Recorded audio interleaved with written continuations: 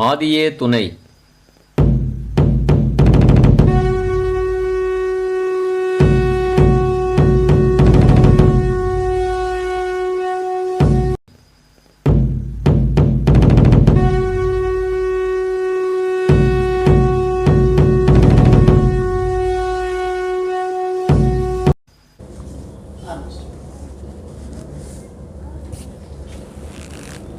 முத்திப்பூர்ணம்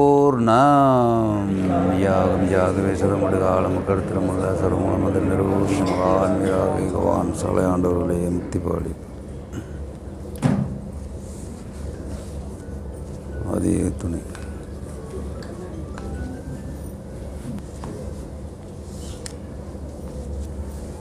பூசை நிறையா பேர் வந்திருக்கீங்களா? யாராவது வந்திருக்கீங்க? புதுசு தானா? நிறைய பேர் வந்திருக்காங்கல்ல? நிறைய பேர் வந்திருக்காங்கல்ல? போன ஜென்மம் எடுத்தோமா நான் தெரியல. இப்போ எல்லாம் புதுசு தான். அவங்களுக்கு ஒரு கதை சொல்லலான்னு இருக்கான். சொல்லுங்களா? கதை கேட்பீங்களா? தப்புக்கு போந்தால் ஒன்றும் குறை சொல்லிடக்கூடாது.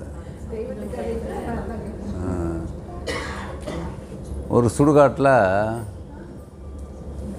ஏன்னா பசி நேரத்தில் இருப்பீங்க, கொஞ்சம் சிரிச்சிங்கன்னா இன்னும் கொஞ்சம் பசி எடுக்கும். இது சவுண்டு கம்மியாக கிடைக்குங்களா? பசி நல்லா எடுக்கும். இதுவே ரெண்டு பக்கம் பயமாக இருக்குது. இவங்களெல்லாம் பார்த்தா ஒரு பயமாக இருக்குது. அது திருப்பூர்காரங்க பார்த்தா ரொம்ப பயமாக இருக்குது. நிறைய கேள்வி இருக்குது. ஒரு சுடுகாடு ஒரு ஊரில், அந்த சுடுகாட்டில்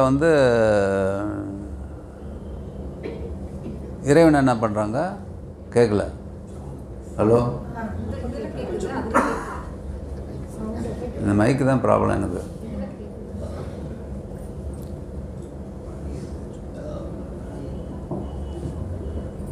ஹைட்டு கொஞ்சம் அதிகமாக இருக்கு. கேட்குது? Hello hello. அந்த சுடுகாட்டில் இறைவன் என்ன பண்ணுறாங்க? இப்போ கேட்குதா? இறைவன் என்ன பண்ணுறாங்க?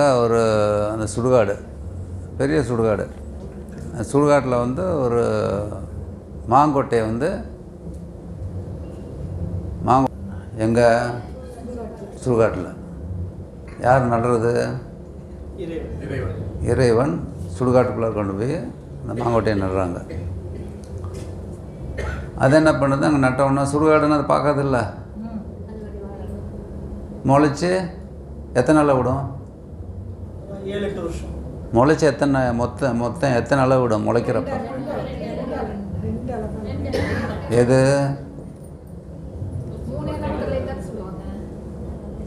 எது 2 இலை விடும்? மாங்கொட்டையிலேருந்து 2 இலை தான் வரும். 3 இலை விடுறதெல்லாம் வேறு சொல்கிறது இல்லையா? முளைச்சி 3 இலை உள்ள அதுக்குள்ளே எந்த பேச்சு பேசுகிறேன்? அப்படி தான் இருக்கீங்க நீங்கள். முளைச்சி 3 இலை உள்ள என்ன கேள்வி கேட்குறீங்க அடியாப்பா? அப்படியே அது முளைச்சிருச்சு. இறைவன் அதுக்கு கொஞ்சம் கொஞ்சமாக தண்ணி ஊற்றி வளர்க்குறாங்க. சரி, அது வளருது. அப்புறம் கொஞ்சம் பெருசானோன்னா அது உணவை தேடிக்கும்ல. அந்த சுடுகாட்டில் இருக்கிற கசப்பு இனிப்பு அது இதெல்லாம் கலந்து எல்லாம் இழுத்து ஒரு மாங்கனி வந்துடுது. அந்த மாங்கனி அந்த மரம் என்ன பண்ணுது? முதல்ல நம்ம இறைவனை நம்ம நட்டாங்க. இந்த மாங்கனி இறைவனுக்கு தான் நம்ம சமர்ப்பணம் பண்ணணும் அப்படின்ட்டு இறைவன் நினைக்குது. இறைவன் உடனே வர்றாங்க. உன்னை யார்ப்பா நட்டுதுன்னு கேட்குறாங்க. இது மறந்து போயிடுச்சு. எது? மாங்கொட்டை மறந்து போயிடுச்சு. நானே தான் முளைச்சேன். நட்டப்போ ஞாபகம் இருந்துச்சு, முளைச்சதுக்கப்புறம் மறந்துடுச்சு. இந்த கதை எப்படி வருதுன்னு புரியுதா உங்களுக்கு? சுடுகாடு இது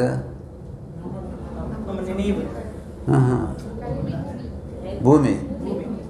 சுடுகாடு இல்லாத ஊர் எது இருக்குது? பூமி இங்கே இருக்குதோ அங்கெல்லாம் சுடுகாடு இருந்தால் இருக்கும். 27% இது நடக்குது. 28% நடக்குது.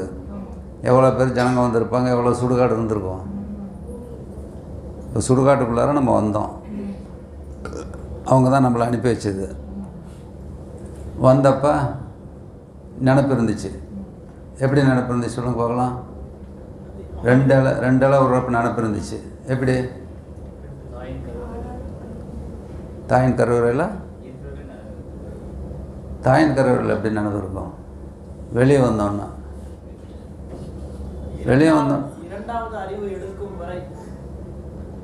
குழந்தையா இருக்கிறப்ப. புரியலையா? குழவி, குழந்தை, மங்கை மணந்தை, அப்புறம் குழவையாக இருக்கிறப்ப, குழந்தையாக இருக்கிறப்ப எப்படி அதுக்கு நினைவு இருக்குது? இறைவன் நினைவு. சில சமயம் சிரிக்கும், சில சமயம் அழுகும். புரியுதுங்களா? அகமுக பார்வை இருக்கும். அகமுக பார்வை இருக்கும். ஒரு நேரத்தில் சிரிக்கும், ஒரு நேரத்தில் அழுகும். பெண்கள்லாம் வீட்டுக்காரர்கிட்ட அழுகுறது இல்லையா? ஒரு நேரத்தில் சிரிப்பாங்க, கக்கா கக்கன்னு. அப்புறம் ஒரு நேரத்தில் அடம் பிடிச்சிட்டு அழுவாங்க. ஆமாம் தானே? சிரிக்கிறவங்க இல்லையே, சும்மா டைலாக் அடிச்சேன், தூக்கம் வரக்கூடாதுன்னு. தெய்வம் இப்படி தான் எங்களை வளர்த்துது. நான் சொல்கிறது புரிய வச்சு தான் புரிய வைக்கணும். அதுக்காக தான் மெதுவாக பேசுகிறது. வர்றப்ப சொல்லலையா? அப்புறம் ஆச்சு. அது குழந்தை நினப்பு இருந்துச்சு, அப்புறம் மாறிச்சு. அப்புறம் கொஞ்சம் பெருசானோன்னா சுத்தமாக இறைவனை மறந்துடுச்சு. இறைவனை நின்று கேட்குறாங்க, நம்ம இன்னும் நான் வச்சேன், நீ மறந்துட்டே அப்படின்ட்டு. அப்புறம் ஞாபகம் வருது. முதல்ல பிறந்தோன்னு 2 இலை வந்துச்சு இல்லை? அது எது? அந்த பிறவி, குழவி, குழந்தை. மற்ற செடிகளுக்கெல்லாம் 3 இலை வரும். மாஞ்செடிக்கு மாத்திரம் 2 இலை தான் வரும். 2 இலை தான் வரும். விதை போட்டு பாருங்க. இடம் இருக்கா வீட்டில்? அப்படி நம்ம இறைவனை ஒரு சுடுகாட்டுக்குள்ளே இந்த பூமியில் வந்துட்டோம். புதுசாக வந்தவங்களுக்கு சொல்கிறான். ஒருத்தர் தூங்குறாரு பாருங்க, அருமையாக. இப்போ கதை சொல்லிட்டு இருக்க தூங்குறாரு. அவர் தான். அது மாதிரி இந்த பூமிக்கு வந்துட்டோம். நம்ம சுடுகாட்டில் தான் வந்துருக்குறது. எங்கே பார்த்தாலும் சுடுகாடு தான் இருக்கிறது. விதைச்சிட்டாங்க, நம்மளை அனுப்பிட்டாங்க. குழந்தையா இருக்கப்ப நினச்சோம், அப்புறம் மறக்க ஆரம்பிச்சிட்டோம். இன்றைக்கி அதை ஞாபகப்படுத்துறதுக்காக இந்த கதையை நான் சொல்கிறேன். இப்போ திரும்பவும் அது எண்ணம் வந்துச்சு. மாங்கொட்டையை கேட்குது. இறைவன் கேட்குறாங்க, உன்னை படைச்சது யார் அப்படின்னு கேட்குறப்ப தான் நான் தான் படைத்தேன், உனக்கு நான் தான் தண்ணி ஊற்றுனேன், என்னை மறந்துட்டே அப்படின்னு கேட்குறாங்க. அது மாதிரி நான் மறக்கூடாது இல்லை? அதுக்காக இந்த கதையை சொன்னேன். சரி, சப்ஜெக்டுக்கு வரலாம். அறிவை அறிந்தவர்கள் 1000-ல் ஒருவர். அறிவை அறிந்தவர்கள் 1000-ல் ஒருவர். சர்க்குருவை அறிந்தவர்கள் கோடியில் ஒருவர். அப்புறம் அடுத்தது நீங்களே சொல் போடுங்க. அறிவை அறிந்தவர்கள் 1000-ல் ஒருவர். சர்க்குருவை அறிந்தவர்கள் கோடியில் ஒருவர். கருவை அறிந்தவர்கள் காண்பது அரிது அரிது. அப்போ கருநிலையை பார்த்தவங்க அரிதுன்ட்டாங்க. இது முற்காலத்தில் வந்தப்போ, முன்னாடி வந்தப்போ வந்த ஞானிகள்லாம் யாரோ ஒருத்தர் சொல்லி வச்சது. ஆனால் இன்றைக்கி மெய்வழி சாலையில் தெய்வத்தினுடைய அருள்னால் அறிவு எவ்வளோ பேர்த்துக்கு 1000-ல் ஒருவர் இருந்தாங்க அந்த காலத்தில். இப்போ எவ்வளவு? பல்லாயிரக்கணக்கானன்ட்டாங்க. தெய்வம் வெளிநாடாவிலேயே உத்தரவு பண்ணியிருக்காங்கல்ல. பல்லாயிரக்கணக்கானவங்க அறிவோடு இருக்காங்க. அறிவை காங்கிறதா? இப்போ அறிவு காங்கிற எல்லையில் இருக்கீங்களா? அறிவு காங்கிறதா? அறிவை பார்க்குறதா அப்படின்னு கேட்குறாங்க. அப்படி இருக்காங்க. இந்த காலத்தில் அப்படி இருக்குது இப்போ. சரி, அறிவை அறிஞ்சவங்க 1000ல் ஒருவன்ட்டாங்க. சரி, அறிவுனா என்ன?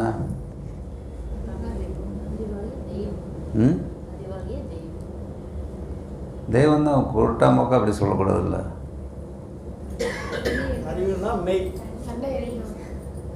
தன்னை அறிந்தது மெய் அறிவு.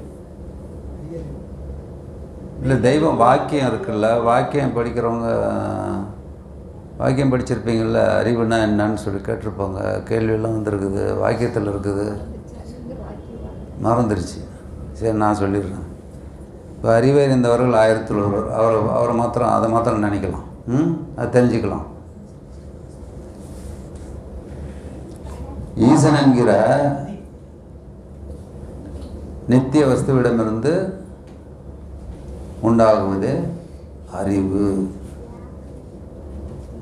என்னது? ஈசனிடத்தை இருந்து உண்டாகிற நித்திய வஸ்துவே அறிவு. நித்திய வஸ்து வஸ்து எதுன்னு நம்ம சிந்திக்கணும். தெரியாதவங்க சிந்திங்க. நித்திய வஸ்து எது அப்படின்னா வேதங்கள்லாம் படிக்கிற புரியும். அவ்வளோதான், நம்ம பாடுறது தாண்ட மாட்டோம். வாக்கியத்தை சொல்லியாச்சு. எத்தனாவது வாக்கியம்? நித்தியம்னா அழிவில்லாதது. நித்தியம்னா அழிவில்லாதது. அழிவில்லாத பொருள் எங்கே? அதுதான் அறிவு. ஈசன் என்கிற நித்திய வஸ்துவிடமிருந்து உண்டாகுவதே அறிவு. அறிவு என்ன செயலுடையது?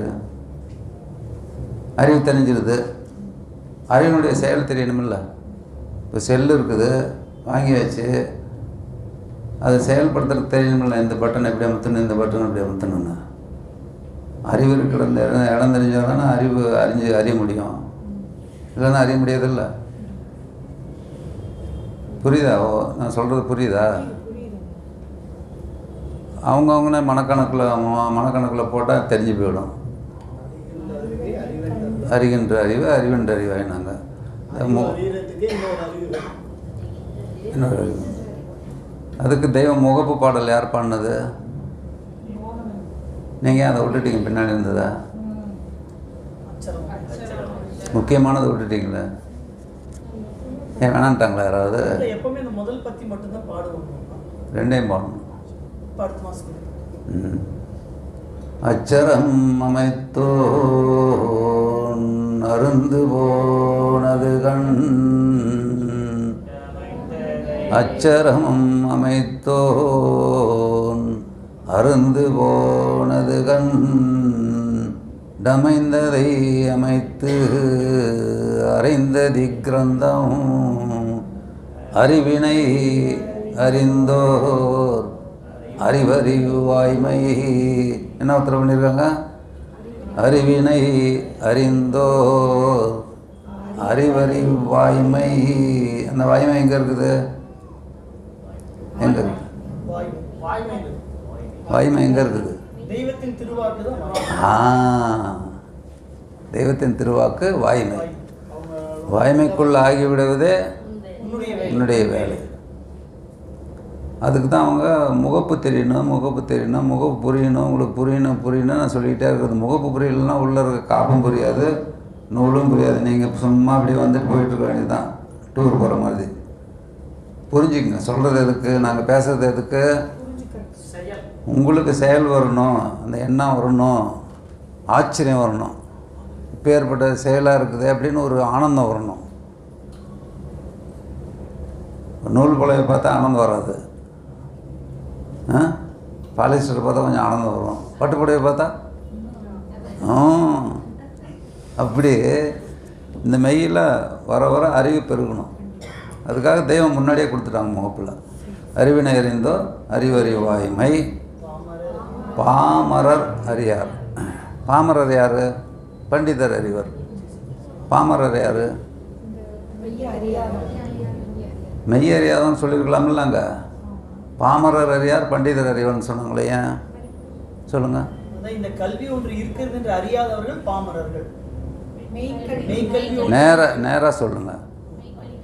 பாமரர் அறியார், பண்டிதர் அறிவர். பாமரர் யார்? தெய்வத்தினுடைய பாவம் மறந்தவங்க. படிச்சுவிட்டு கேட்டால் ஞாபகம் இருக்கிறது இல்லையா? இருக்குதா? பாமரர் யார்? பாவம் மறந்தவங்களுக்கு அறிய முடியாது. பான்னா பாடல். தெய்வத்தினுடைய பாடல்லாம் வந்து பாடல்னு போட்டிருக்க மாட்டாங்க.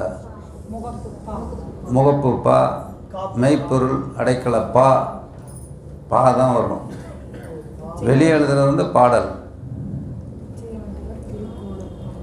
பான் தான் வரும். பாமரர், பாவம் மறந்தவங்க பாமரர். நீங்கள் பாமரரா பண்டிதரா? இங்கிருந்து வெளியே போனா பாமரர்,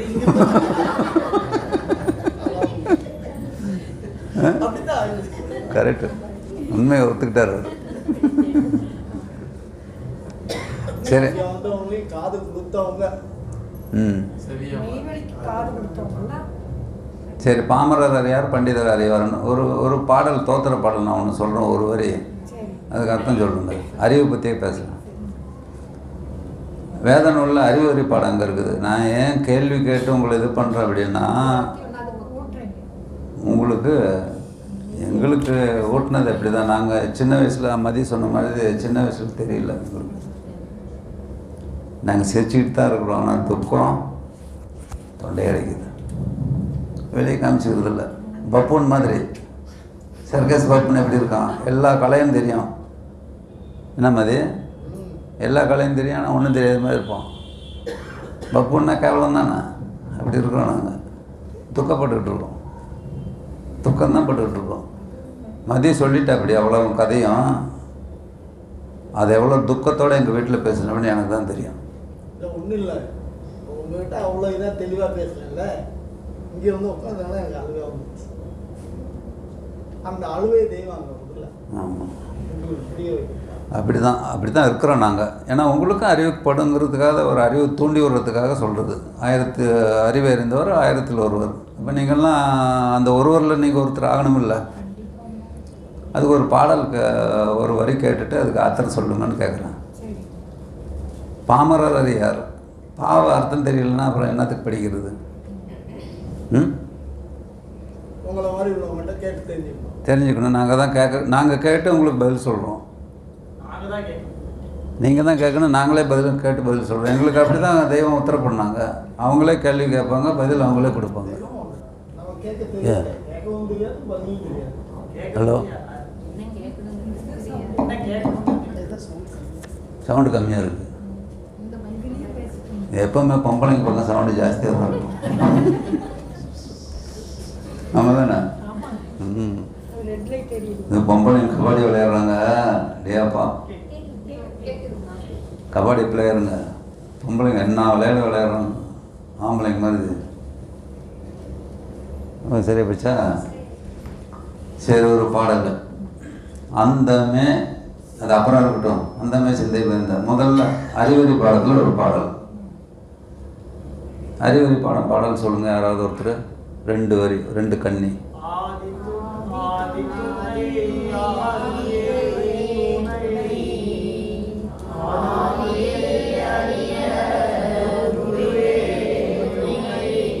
சரி, அறிவு பிரகாரம் அதுக்கு ஒரு சொல்லுங்கள், அவங்களுக்கு தெரிஞ்சது. அறிவு பிரகாரம் அது உங்களுக்கு அறிவுக்கு என்ன பட்டுச்சு? அது நல்லா சத்தமாக சொல்லுங்க. தெய்வம் தான் தெரியும், எல்லாத்துக்கும் தெரியும், எல்லாம் சொல்லிடுவாங்க. அது எங்கே?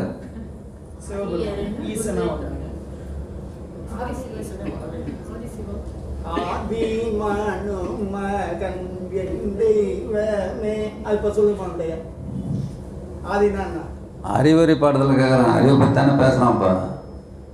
அறிவை அறிந்தவர்கள் 1000ல் ஒருவர்னு சொல்லியிருக்காங்க. நம்ம அறிவை அறியணுமா அறியக்கூடாதா? அதுக்கு தான் கேட்குறது. அப்போ ஆதி தெரிஞ்சால் தானே முதல்வன். ஆதி தெரிஞ்சால் தானே அப்புறம் அறிவு வரும். பாமரன் ஆக மாட்டீங்க, பண்டிதர் ஆவீங்க. ஆதி எங்கே இருக்குது? நாங்கள் பார்த்துருந்தா நாங்கள் தான் இப்போ கேள்வி கேட்குறோம். ஆதி எங்கே? அது எங்கே இருக்குது? நமக்குள்ள சொல்லாதீங்க, வேதனை உள்ள சொல்லுங்கள் முதல்ல. அங்கெல்லாம் போகாதீங்க, என்ன மாட்டை ஓட்டுறதுக்கு பார்க்குறீங்க. வேத நூலில் இருக்குது. எங்கே இருக்குது? முகப்பில் இருக்குது. என்ன வச்சுருக்காங்க? ஆதியே துணை இல்லை. மேலே வச்சுருக்கிறது என்ன? அது அப்படி சொல்லக்கூடாது. ஜீவமந்திரத்தார் வைத்த புள்ளிகளை ஏற்கனவே சொல்லியிருக்காங்களே. ஜீவமந்திரத்தார் வைத்த புள்ளியதே கூர் அப்படின்னு தான் சொல்லணும். அப்புறம் அந்த கூர் எங்கே இருக்குன்னு பார்க்கணும்ல, பார்த்தா தான் அது என்னன்னு தெரியும். அதுக்கு ஆதி துணை முதல்ல சொல்லியிருக்குது. ஆதி துணை, ஆதி துணை சொல்ல, ஆதி துணை, ஆதியே துணை. தெரியுதோ தெரியலையோ, அறிவு அறியணுன்னா ஆதியை திட்டவட்டமாக தேடி தான் ஆகணும். ஏன்னா அறிவு பிறங்குந்தலைமையாக தான். அதனால் உங்களுக்கு தெரியுதோ தெரியலையோ, தெய்வத்துக்கிட்ட கையேந்தி நின்று கலங்கி நின்று துக்கப்பட்டு கேட்டிங்கன்னா கேளுங்கள் கொடுக்கப்படும். கேட்குறது இல்லையா? நாங்கள் தூண்டி விட்டு கேட்டால் கூட அது என்னன்னு தேர்றது இல்லையா? எங்களே கேள்வி கேட்டால் நாங்கள் என்ன பதில் சொல்கிறது? வேணுமென்று சொன்னாலும் வெகு சூச்சமாக தான் சொல்லுவோம். இது தட்டுறது அது ஒரு அப்புறம். அதுபோல் அறிவிருக்கிற தலைமறியார் ஆவி வீண போவார். அறிவு இருக்கிற தளத்தை முதல்ல தெரிஞ்சுக்கணும். அறிவு இருக்கிற தளம் எது? ஆதி துணை, ஆதியை துணை. ஆதி அறிய, அந்த ஆதி அறியணும் யார் துணை? அப்போ யாருக்கிட்ட கேட்கணும்? அதை அறிவு அறியணும்னா யாருக்கிட்ட கேட்கணும்? குருக்கிட்ட கேட்கணும். குரு எங்கே இருக்கார்? ரூன்னு போட்டாச்சு, அங்கே தான் இருக்காருன்னு நீங்கள் சொல்கிறீங்க. தெய்வம் தான் அப்படின்றீங்க, அது உண்மை தான். குரு எங்கே? குருவை பெறாமன்னு குப்பை எல்லாம் மழை வந்துச்சுன்னா எல்லாம் சேராக போய் எல்லாம் நாசாகி மண்ணோட போயிடும். இப்போ குரு என்னன்னு தெரியணும்ல.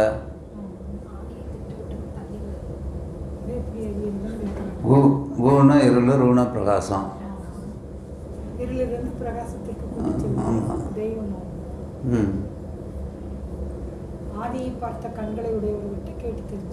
தெரிஞ்சுக்கணும். குருநாதா சொல்றீங்களா? குரு அதுக்கு என்ன அர்த்தம்? அதையாவது சொல்லுங்க, படிச்சதையாவது சொல்லுங்க. அதுக்கு தான் உங்களுக்கு ஊட்டி வரும். நீ சொல்லுமா கோபிசெட்டிப்பாளையம். கோபிசெட்டிப்பாளையம், கோபிசெட்டிப்பாளையம். எந்திரிச்சு சொல்ல அப்படியே கேட்கல.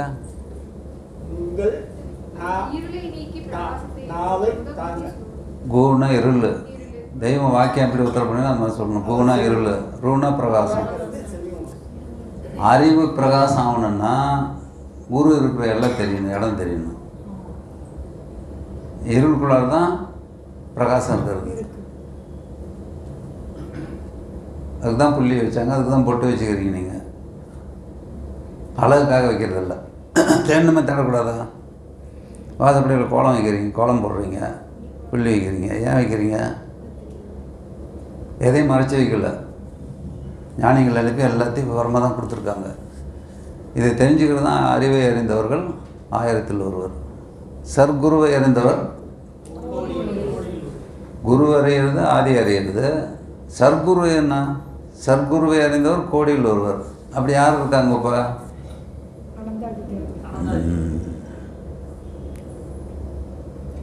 எங்களை அந்த எல்லையில் ஏற்றி நீங்கள்லாம் வந்து குருநாதா சொல்லுவோம். சத்குருநாதாங்கிறது நாங்கள் தான் சொல்லுவோம். ஏன் சொல்கிறாங்க? ரோசம் வரட்டுன்னு சொல்கிறாங்க. தப்பாக எடுத்துக்கிறீங்க நீங்கள். குருநாதான்னு நீங்கள் சொல்லுமா? அது குருநாதா ஆனால் சொல்லலாம். இருளையும் பார்க்கல, பிரகாசந்தி பார்க்கல. நான் கேட்காம என்ன பண்ணுவாங்க? குருநாதா குருநாதா குருநாதன் சொன்னா உனக்கு உங்கள் தப்பை தான் திருத்தத்துக்கு சொல்கிறாங்களோ இல்லையா, அவங்க பொறாமையிலலாம் சொல்கிறது இல்லை. தப்பாக எடுத்துக்காதீங்க. ஆலயத்தில் சொல்லக்கூடாதுன்னு சொல்கிறாங்கல்ல, அது பிரம்ம சத்தியமேடு அங்கே இருக்கிறது. அந்த சத்தியமேடையில் தான் எங்களுக்கு கிடச்சிது. அந்த இடத்துல போய் சொல்லக்கூடாதுன்னு சொல்கிறதுக்கு காரணம் என்னன்னா அதுதான். நீங்கள் உள்ளே சொல்லிக்கங்க, உள்ளே தேடுங்க, ஏதாவது ஒன்றை பிடிச்சிங்க. எங்கிட்ட இருக்கிற ஒரு அணுவை பிடிச்சிக்கிட்டிங்கன்னா, தெய்வ உத்தரவு என்னிடம் இருக்கும் ஒரு அணுவை பற்றி கொண்டாயானால் எல்லாமே நான் கொடுக்குறேன்னு இருக்காங்க. அணு இது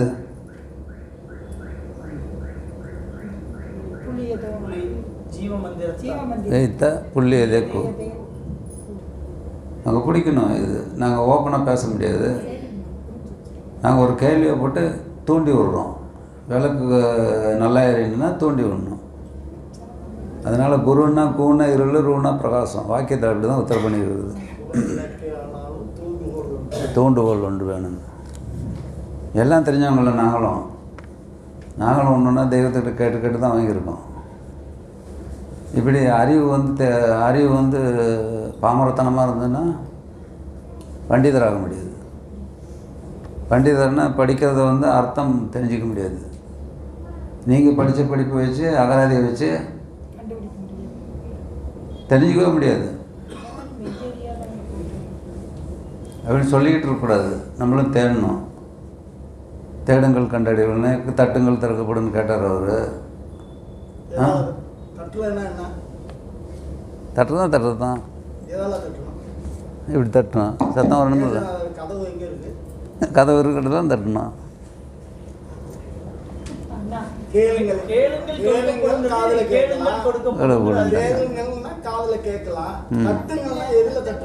தட்டுற இடத்துல தட்டணும்.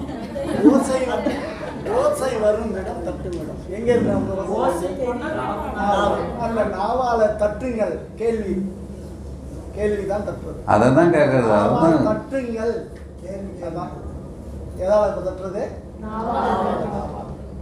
தட்டுங்க கிடைக்கும். தட்டாமல் பேசாமல் நீங்கள்லாம் தெய்வம் தான் இருந்தீங்க, அவங்களெல்லாம் கிடச்சிது ஆதிப்பிதாவை பார்த்த கண்களை உடையவங்களே, அவங்கள பார்த்துட்டு இருந்தால் போகிறோம் அப்படின்னா அப்புறம் வேதம் எல்லாம் எதுக்கு, விளக்கமெல்லாம் என்னத்துக்கு, நாங்கள் ஏன் வந்து பேசணும், நீங்கள் ஏன் வேலை வெட்டியெல்லாம் உட்காந்து விட்டுட்டு வந்து உட்காந்துருக்கணும், சபை என்னத்துக்கு நடக்கணும், இந்த சபையில் வந்து இப்போ யார் இருப்பாங்க, இங்கே நீங்கள் யார் இருப்பாங்க, எங்கே காட்சிக்கு தெரியுது அவங்களுக்கு? கையெல்லாம் காமிக்காதீங்க. காது எனக்கு தெரியாதா? தொட்டு காமிச்சா சின்ன பிள்ளையா நான்? அதென்ன எப்படி எப்படின்னு தொட்டு காமிக்கிறது? கையை கட்டிகிட்டு இருக்கணும், தொட்டெல்லாம் காமிக்கக்கூடாது. தெய்வம் இங்கே வந்ததுக்கு என்ன அடையாளம்? சொல்லிட்டீங்க, வந்துட்டாங்கன்னு சொல்லிட்டீங்க. அறிவழிஞ்ச தன்மையில் சொல்லக்கூடாதுல்ல. 2 பேர் இருக்கும்போது மூன்றாவதாக நான் சபையில் இருப்பேன். 3 பேர் இருக்கிறப்ப 2 பேர் இருக்கீல 3 பேர் இருக்கப்ப தான் அவங்க இருப்பாங்க. எங்களுக்கு மூலமந்திரம் சொல்லி கொடுத்தது முதல்ல அங்கத்தினர் ஆனவன்னா மூலமந்திரம் சொல்லி கொடுத்தது 3 பேர் தான் உட்காந்து சொல்லி கொடுப்பாங்க.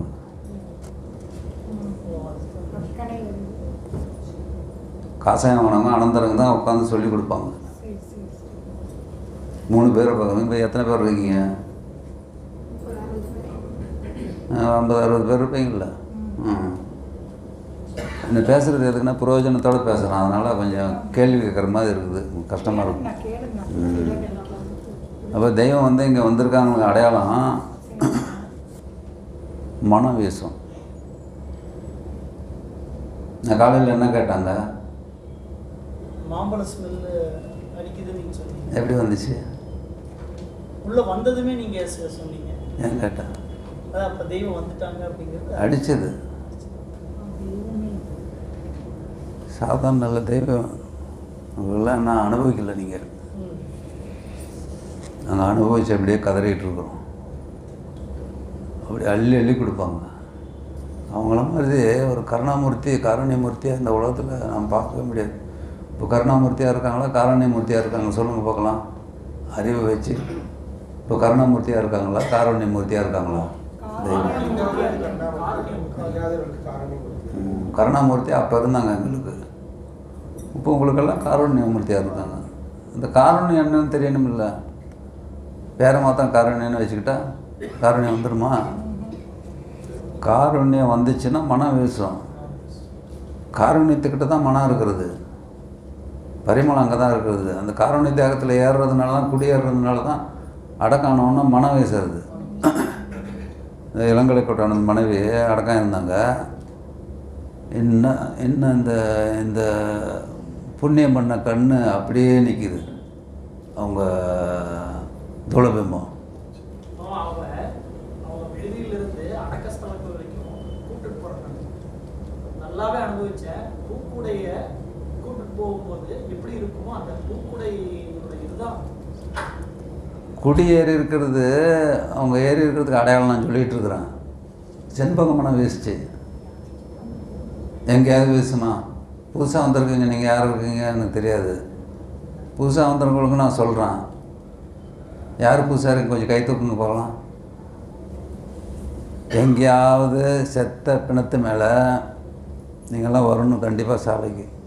செத்த பிணத்து மேலே மனம் வீசுமா? இந்த உலகம் பூரா தேடுங்க. எப்படி வீசுச்சு? எதனால் வீசுச்சு? தெய்வத்தினுடைய கருணையினால் பேரிறக்கம் அவங்களுக்கு.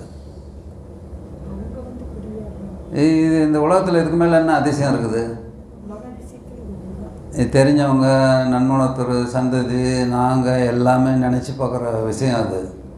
அதிசயம் அதிசயம் அதிசயம் அதிசயம். அது உலக அதிசயம் எங்கேயுமே இல்லை. அந்த அம்மா சின்ன வயசில் நான் பார்த்துருக்கேன். அப்புறமேல அடக்கானவனை போய் பார்க்குறேன். நான் சின்ன வயசில் பார்த்துருக்கேன் அவங்கள. அடக்கானவனை பார்க்குறேன். சும்மா குழந்தை எப்படி கொழுக்கு முழுக்குன்னு, ஒரு நல்ல கலர் இருக்கிற குழந்த கொழுக்கு முழுக்குன்னு சொல்லுவாங்கள்ல, பார்க்குறதுக்கு அப்படியே நைஸாக முகமெல்லாம் அப்படியே குழந்தையாட்டம் இருக்குது. அப்படியே மறக்கவே இல்லை, அப்படியே இருக்குது. இந்த பதவி இந்த தேகத்தில் இருக்கிற அணுவை மாற்றுறதுன்னா சும்மா இல்லை. யாராவது மாற்ற முடியுமா? டாக்டர்னால் மாற்ற முடியுமா? அதுதான் மெய்வெளிச்சாலை. ஆமாம். இல்லை, புதுசாக வந்தவங்களுக்கு சொல்கிறேன். சுருக்கமாக சொல்லணும்னா இதுதான் இங்கே செயல். இதை பார்த்துட்டு தான் எல்லாம் தேடி வர்றது. நீங்களும் வாங்க. புதுசாக வந்திருக்கவங்க கேள்விப்பட்டுட்டு என்றைக்காவது யாரும் வர்றப்போ அவங்க கூட வாங்க. அப்போ அறிவு தானாகவே வந்துடும். அறிவு அறிந்தவர்கள் 1000-ல் ஒருவர், சர்க்குருவை அறிந்தவர் கோடியில் ஒருவர், கருவை அறிந்தவர்கள் காண்பது அரிது அரிதே. சரி, அறிவை பற்றி இன்னொரு அறிவு என்ன செயலுடையது அப்படின்னு ஒரு கேள்வி தெய்வமுத்திரை பண்ணியிருக்கிறது. நான் என்னதில்லை, இதெல்லாம் நோட் பண்ணி வச்சுக்கோங்க, ஞாபகம் வச்சுக்கோங்க. செல்லில் திரும்பவும் பார்க்குறப்ப யூடியூப்பில் வாக்கியத்தை எடுத்து நல்லா படி சிந்திங்க. அறிவு என்ன செயலுடையது? அறிவு இல்லைன்னா எதுவுமே கண்டுபிடிக்க முடியாதுல்ல. அதனால தான் அறிவை பற்றி பேசுறது. அறிவு இருக்குல்ல உங்களுக்கு? இருக்குல்ல அறிவு? இருக்கா? அறிவு இருக்காளான்னு கேட்ட கோபம் வந்துடுறதா? வராமா? அந்த பிள்ளையை பார்த்து அறிவு இருக்கான்னு கேட்ட கோபம் வர்றதா? அவங்க அம்மா பார்த்து கேட்குது, பாப்பா என்னை பார்த்து என்ன இந்த பேச 6 அறிவு உள்ள. ஆமாம் ஆமாம். அந்த பிள்ளைக்கு 6 அறிவு இல்லைன்னா அவங்க அம்மா திட்டுச்சுன்னா என் அறிவு இருக்கா அப்படின்னு கேட்டால் என்ன கோபம் வரும்? வருமா வராதா? என்னம்மா இப்படி கேட்டுட்டேன் அப்படின்னு. அப்போ அறிவு தெரிஞ்சுக்கணுமில்ல. அறிவு இருக்கா இவங்களுக்கெல்லாம் அப்படின்னு கேளு. யாருக்கு? பெரியவங்களுக்கெல்லாம். அப்போ தான் அவங்களுக்கு கோபம் வந்து வாக்கியம் எடுத்து படிப்பாங்க. அறிவு என்ன செயலுடையது அப்படின்னா, சுவாச உலகம் கடந்து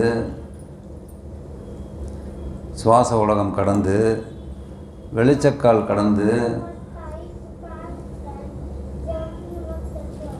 யார தூக்கத்தில் பேசுதா?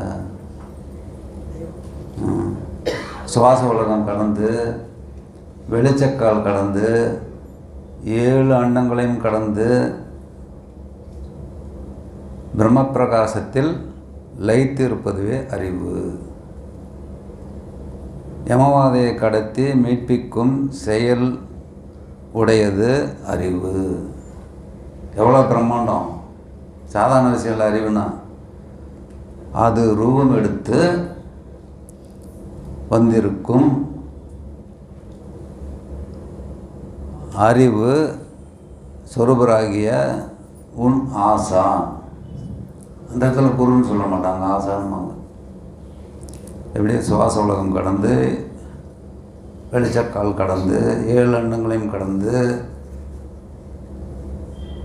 பிரம்ம பிரகாசத்தில் லயித்திருப்பதுவே அறிவு.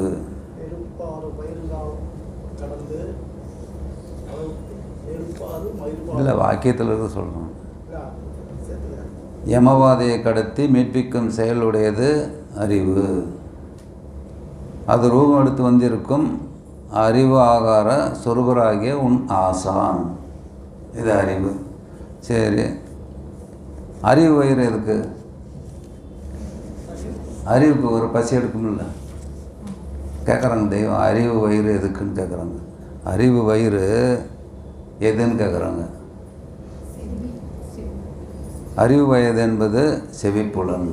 அது ஞாபகம் வச்சா படித்தது. இதில் செவி தொட்டெல்லாம் காமிக்கக்கூடாது. நான் தான் அங்கே அவருக்கு சொல்லியா, சின்ன பையனா நான்? செவிப்புலன் அது காது, செவிப்புலன் வேறு. புலன் நிறையா போகும். அது அப்படியே உங்களுக்கு டிப்ஸு கொடுக்குறத நீங்கள் திரும்ப சிந்திக்கணுங்கிறதுக்காக அது இப்போ சொல்கிறேன்.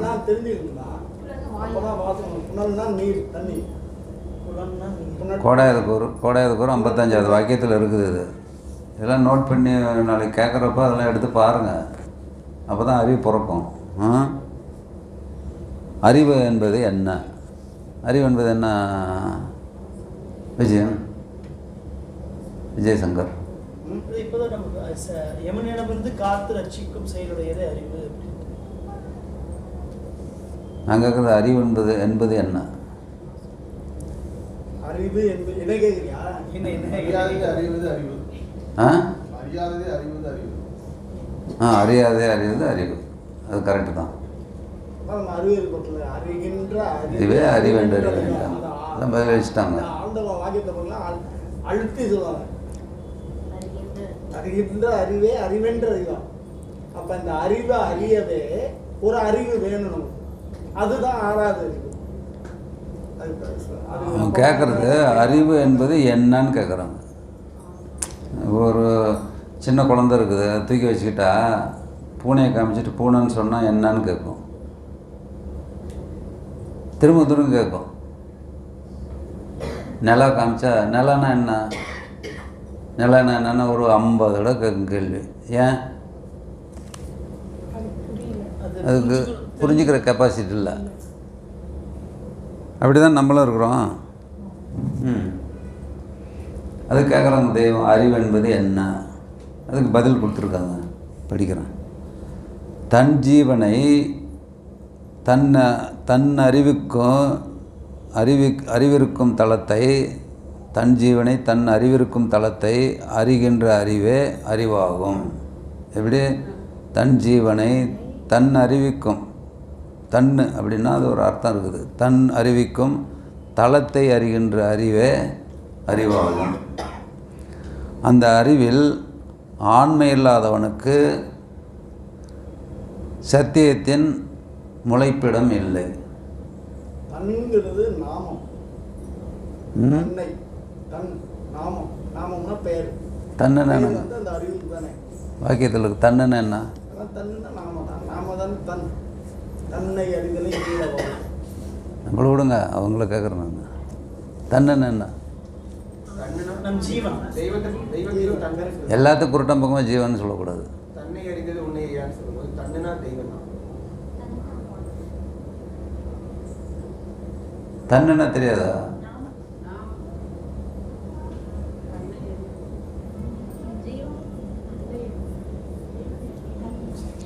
தன் குற்றம் தெரியாதவன் தன் புகழுடம்பு தெரியாதவன். தன்னுங்கிறது அவங்களுக்கு புகழுடம்பு. தன் குற்றம் தெரியாதவன் தன் புகழுடம்பு தெரியாதவன் ஆகிவிடுவான். தன் குற்றத்தை சொல்லுங்க. தற்குற்றத்தை தெரியாதவன் தன் புகழுடமை தெரியாதவன் ஆகிவிடுவான். அப்புறம்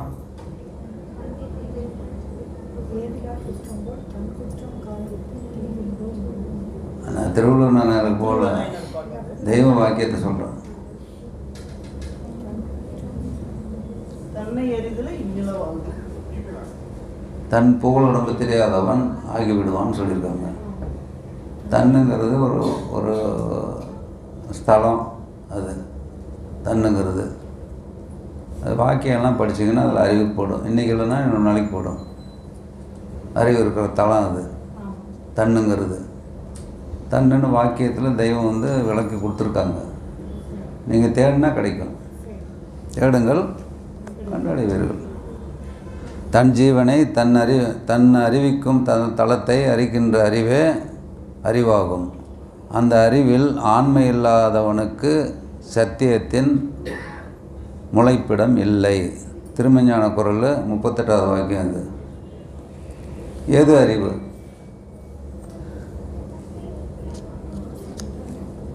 எது அறிவுங்க?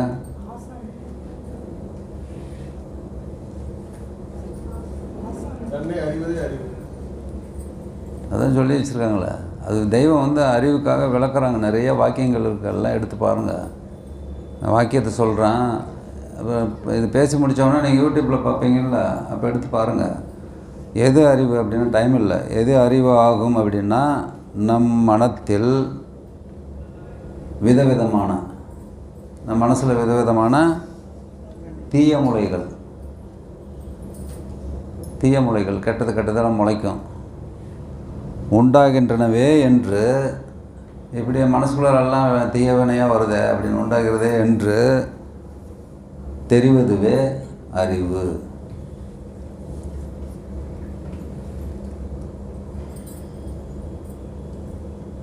திருமஞான குறள் 47வது வாக்கியத்தில் இருக்குது.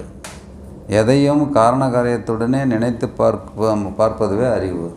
எதையும் காரணகாரத்தோடு நினச்சி பார்க்கணும். அதை தான் முதல்லேருந்து சொல்லிட்டு வரேன் நான். குருன்னா என்ன, தன்னுன்னா என்ன, ஜீவ கோயின்னா என்ன, எல்லாம் நினச்சி பார்த்தா தான் அதுதான் அறிவு. நினச்சி பார்த்தா கிடைக்கும். அறிவுன்னு எழுதுன மூணு சொல்லு தானே. அறிவு 3 சொல்லு தான். ஆ ரே ஊ போட்டிருக்கோம். அறிவை தனியாக எடுத்துக்கிட்டு ஊவை தனியாக வச்சா என்ன? அது அரி பிராக்கெட்டில் இருந்து ஊ போட்டால் என்ன ஆகும்? ஊ மாத்திரம் தனியாக எடுத்தால் என்ன ஆகும்? ஊன்னா என்ன?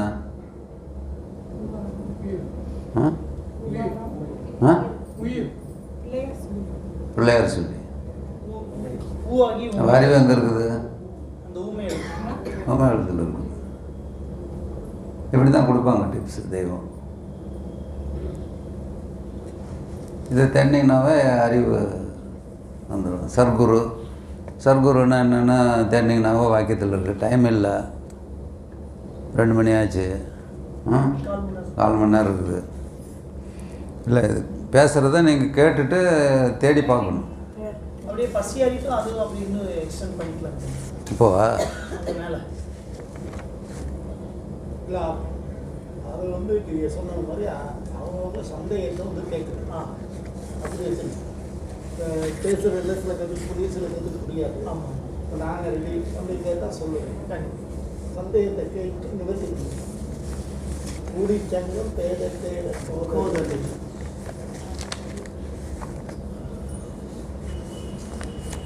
சரி, அறிவை பற்றி, சர்க்குருவை பற்றி, கருவை பற்றி ஒரு பாடல் இருக்குது, பாடிடுறேன், முடிச்சுக்கிறேன்.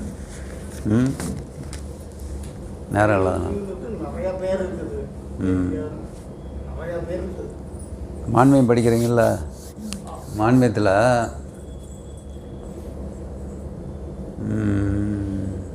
அருண்மணி விருந்துன்னு ஒரு பாடல் வருதுல்ல, ஆ. அதுக்கு முகப்பு என்ன கொடுத்துருக்காங்க? ஆதிவதி பருவம்னா அது முகப்பு என்ன கொடுத்துருக்காங்க? பல்லாண்டு பல்லாண்டு பல்லாண்டு பல்லாண்டா? எல்லாண்டு எல்லாண்டு எண்ணாயிரம் எல்லாண்டு எல்லாண்டு எவ்வேத ஆசானுமா எல்லாண்டு எல்லாண்டு எவ்வேத ஆசானமா எவ்வேத ஆசானம் பல்லாண்ட பழமை அரிசி அவதாரம் இங்கோவடி கொல்லும் குடி காப்பே. கோவடி கொள்ளும் கோவடி கொடி காப்பு. அதில் அறிவுன்னா என்ன, குருன்னா என்ன, சர்க்குருன்னா என்ன, கருணா என்ன, எல்லாம் அதில் இருக்கு. முதல் அக்காகிய அந்த பாடல் மாத்திரம் பாடிடுறேன். அருண்மணி விரிந்து பெருந்துரை சிறந்த அருண்மணி விரிந்து பெருந்துரை சிறந்த ஆதியின் மேனாள் நிதியன் அழையாய் இருங்குண பழமை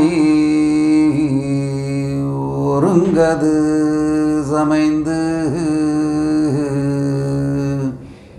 இருங்குண பழமை ஒருங்கது சமைந்து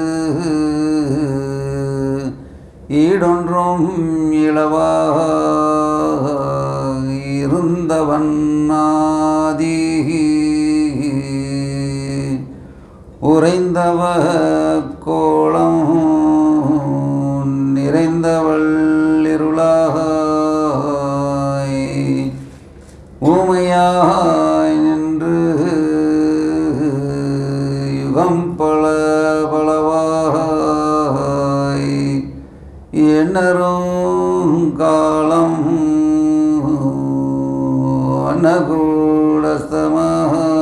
அனகூடஸ்தமாய் ஏதுமில் யாதும் ஓதும் புராதனம்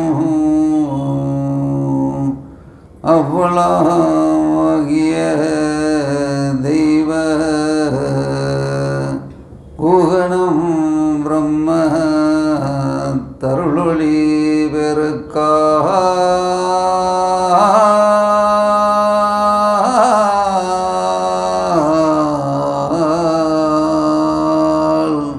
முத்திப்பெருவை தொடரும்.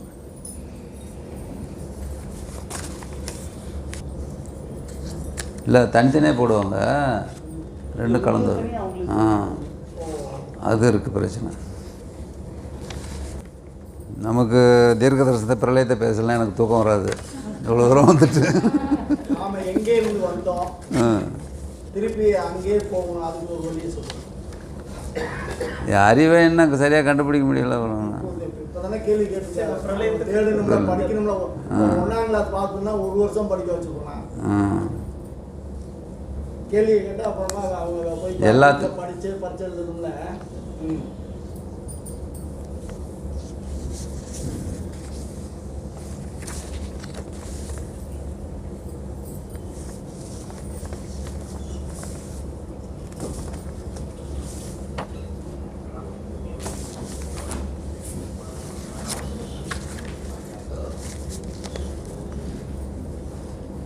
அகிலத்திரட்டு அம்மானேன்னு ஒன்று இருக்குது, தெரியுங்களா? அகிலத்திரட்டு அம்மானே சாணார்குல நாயகம் அவங்களுடைய வேதம். வேதம் மொத்தம் எத்தனை நூல், எத்தனை வேதம் இருக்குது? 4 வேதம். நமக்கு தெரிஞ்சு 4 வேதம். இதுவரையிலும் 27 சதுரமாக வந்த வேதங்கள்லாம் கணக்கு இருக்குது. எத்தனை வேதம் இருக்கும்? சைனாவில், இந்தோனேசியாவில், ஒவ்வொரு நாட்டிலையும் வந்திருக்குது, வேதங்கள் வந்திருக்குது. அது கணக்கத்தான் 23 இருக்குது. 23. அதில் சாணார்குல நாயகம் அவங்களது சாணால் ஒரு நாயகம் அவங்களது வேதம் இருக்குது, அகிலத்திரட்டு. அகலத்திரட்டு அம்மானின்னு சேர்த்திருக்காங்க. அதில் வந்து நடுத்தீர்வை உலா அப்படின்னு ஒரு பாட்டை அவங்க தனிகமணி பிராணவங்க ஒரு நடுத்தீர்வை உலான்னு ஒரு இதை கொடுத்துருக்காங்க. பழைய பதிப்பகத்தில் அது இருக்குது. பழைய பதிப்பு இப்போல்லாம் எடுத்துட்டாங்க. அந்த பதிப்பகத்தில் வந்து நடுத்தீர்வை உலா அப்படின்னு தலைப்பு கொடுத்து, அந்த தலைப்பில் அது பேர் தலைப்பு என்ன, நடு தீர்வை. நடுத்தீர்வு ஒன்று இருக்குன்னு தெய்வ உத்தரவு பண்ணுறாங்க. அந்த நேரத்தில் என்ன நடக்கும் அப்படின்ட்டு பாட்டை அவங்க இறக்கியிருக்காங்க இதில் அகலத்திரட்டு அம்மானியில்.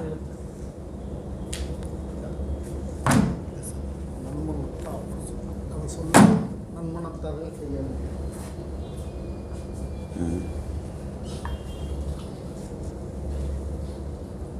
அதில் ஒரு பாடல் இருக்குது. அதாவது அந்த நடுத்தீர்வை வர்றப்ப இந்த பூமி அக்னிமயமாகறப்ப நடுத்தீர்வு ஒன்று நடக்கும், நீதி தேகம் வரும்.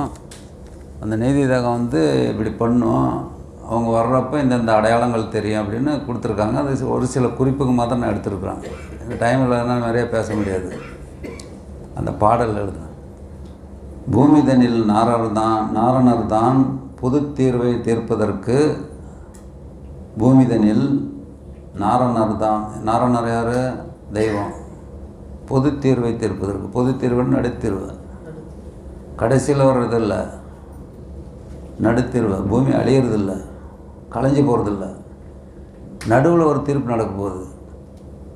நீதி வரப்போகுதுல, நீதி தான் வரப்போகுதுன்னு எழுதி வச்சுருக்காங்களா ஆலயத்தில். விளையாடும் காலம் விளையாண்டுட்டு இருக்காங்க. இப்போ அது நடுத்தீர்வு ஒன்று நடத்துவாங்க. வெளியே உள்ளே இருக்கவங்க வெளியே போயிடணும், யார் யார் உள்ளே இருக்கணுமோ அவ்வளோதான் இருக்க முடியும். அப்படி ஒரு கணக்கு இருக்குது. அந்த நேரத்தில் இந்த பூமியில் என்னென்ன நடக்குன்னு சொல்லிட்டு வர்றாங்க. அது வரிசையாக பூமிதனில் நாரணர் தான் பொது தீர்வை தீர்ப்பதற்கு நேசமுடன் சீடருக்கு, தெய்வ பிள்ளைங்களுக்கு சொல்லியிருக்கிறதுன்னு சொல்கிறாங்க. நேசமுடன் சீடருக்கு நடுத்தீர்வு எப்போ நடக்க போகுது அப்படின்னா நேசத்தோடு சொல்கிறாங்களாம், அன்பா. நேசமுடன் சீடருக்கு சொன்ன குறியாக சொல்கிறேன் கேட்டுக்கோ. நீ குறி பார்க்குறமில்ல, அது மாதிரி நடுத்தீர்வு நடக்க போகிறப்ப நான் என்னென்ன நடக்குன்னு சொல்லிட்டு வர்றேன் அப்படின்னு பாட்டை அவங்க கையொப்பம் வச்சுருக்காங்க. நடுத்தீர்வை உலான்னு இருக்குது, இந்த புக்கில் இருக்குது, நான் காமிக்கிறேன் அப்புறம். நேமமுடன் புத்தியுள்ள மானிடருக்கு போதவுலா வாயேம்ப நித்தத்திரு பூஞ்சரணையே நிலை அப்படிங்கிறாங்க. அதாவது எப்படின்னா, புத்தியுள்ள மானிடருக்கு அவங்க என்ன சொல்கிறாங்கன்னா, போதவுலா, இது நடக்காதுன்னு நினைக்காத, நான் சொல்கிறத. தினமும் பூ கட்டினா எப்படி கட்டுவாங்க, ரெண்டு விரல வச்சு டக்கு டக்குன்னு கட்டிட்டு வர்றாங்களோ வரிசையாக. அது மாதிரி பூஞ்சரணையாட்டம் வரிசையாக நடந்துட்டு வரும். அழிவு, பூஞ்சரணை பூ கட்டுறது விதமாக தொடர்ச்சியாக வரும். புரியாது, பாட்டு பாடுற புரியாது, அர்த்தம் சொல்கிறது தான் புரியும். நித்தநிறு பூஞ்சரணை நிலை, தினமும் அடுக்கடுக்காக வரும் அப்படிங்கிறாங்க. பொன்னுலகில் நாம் போவோம் பூவுலகரே கேளும் மண்ணில் நடுத்தீர்க்க வருவோம் என்று.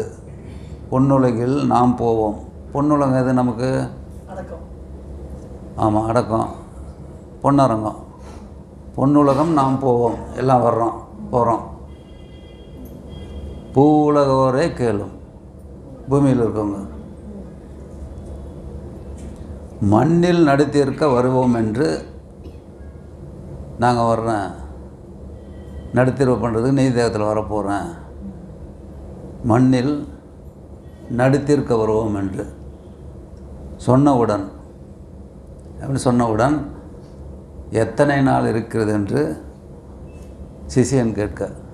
இப்போ நான் சொன்ன உடனே நீதி தேகம் வரப்போகுதுன்னு எத்தனை நாள் இருக்குதுன்னு கேட்பீங்கள? கேட்பீங்களா கேட்க மாட்டிங்களா? போன தடவை யாரும் கேட்கல. நீதிதான் வரப்போகுதுன்னு சொன்னதுக்கு யாரும் கேட்கல. அவங்க சொல்கிறாங்க, ஞாபகப்படுத்தி வர்றாங்க நமக்கு. எத்தனை நாள் இருக்குதுன்று சிஷியன் கேட்க, நீங்களாம் அங்கே போ தெய்வ சிஷியங்க தான் நாங்கள்லாம். அத்தன் உரைக்கும் வகையானது கேள். அத்தன்னுங்கிற நாம யாருக்கு? மதி. அப்போ யாராவது கேட்டாங்களா அத்தன்னு? அத்தான் அத்தான் தானே கூப்பிடுவாங்க தெய்வ பிள்ளைங்க. என்ன மதி? அத்தன் உரைக்கும் வகையது கேள். அவங்க சொல்லிட்டு வராங்களாம், நித்தம் நடக்கும் குறிகள் தனை நான் சொல்லவே கேளு. தினமும் நடக்கிறத நான் சொல்கிறேன். அடக்கமுடன் சொல்லுகிறேன் அன்பாய் அப்படிங்கிறாங்க. உனக்கு அடக்கம் கொடுக்கறதுக்காக நான் சொல்கிறேன் அன்பா. முடக்கமின்றி தீ நரக காந்தல் ஜெகத்தோர்கள். தீ நரக காந்தல்னா ஜெகத்தோர்கள்லாம் இந்த பூமியில் இருக்கவங்களுக்கும் தீ நரக காந்தல் வருமா? உஷ்ணம். எங்கே வரும் அந்த உஷ்ணம்? உடம்புல, தேகத்தில். எந்த இடம்னு சொல்கிறாங்க? நடக்கும் குறிகள் தனை நான் சொல்லவே கேளு. அடக்கமுடன் சொல்லுகிறேன் அன்பாய் முடக்கமின்றி தீ நரக காந்தல் ஜெகத்தோர்கள் தன் வயிற்றில். வயிற்றறிச்சல்னு சொல்கிறாங்கல்ல, தன் வயிற்றில் மாநெருப்பாய் தங்கி. நெருப்பாயிடுமா? மாநெருப்பு. மாநெருப்புனா சாதாரண இது இல்லை, வயிற்றறிச்சல் இல்லை, மாநெருப்பு. எரியுதுன்ட்டு தங்கி வயிறு விட்டு. வயிறு விட்டுன்னு என்ன அர்த்தம்? வயிறு விட்டு.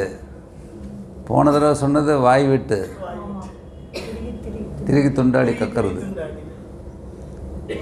அது அக்னி போன ஒன்று சுவாசத்தில் போய்டும்ல. வயிறு விட்டு தீனமுடன். தீனமுடன்னா ஒன்றும் சமாளிக்க முடியாது. தீனமுடன் ஆசையுள்ள அண்ணனுக்கு தம்பி பகை. அந்த நேரத்தில், அந்த மாதிரி நேரத்தில் ஆசையுள்ள அண்ணனுக்கு தம்பி பகை ஆச்சு இல்லை? சாலையிலையும் ஆச்சு, நம்ம வீட்லேயும் ஆச்சு இல்லை? ஆசையுள்ள அண்ணனுக்கு தம்பி பகை, அன்னையருக்கு பிள்ளை பகை.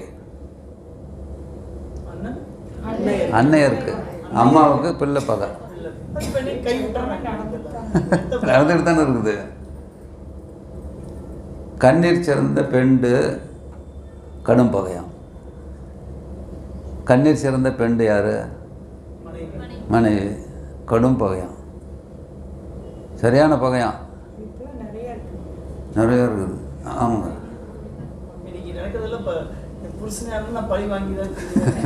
இன்னும் மாமியாவை பற்றி நிறைய இருக்குது. இன்னும் இவ்வளோ தான் எழுதி வச்சுருக்கேன் நான். நேரம் இல்லாமல் முடிச்சிடுறேன். சரி, முத்தி பேருரை தொடரும்.